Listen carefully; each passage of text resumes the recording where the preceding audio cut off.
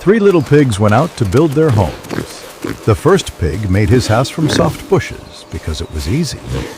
The second pig built his from wooden sticks, saying it would be stronger.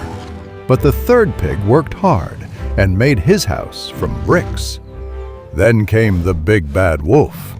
He saw the bush house and said, "Little pig, let me in." The pig refused, so the wolf huffed and puffed and blew it away. He did the same to the wooden house. Crash! Finally, he reached the brick house. He huffed and puffed, but no matter how hard he tried, the house stood strong. The tired wolf ran away, and the three pigs danced happily inside. Moral: hard work and patience always lead to safety and success.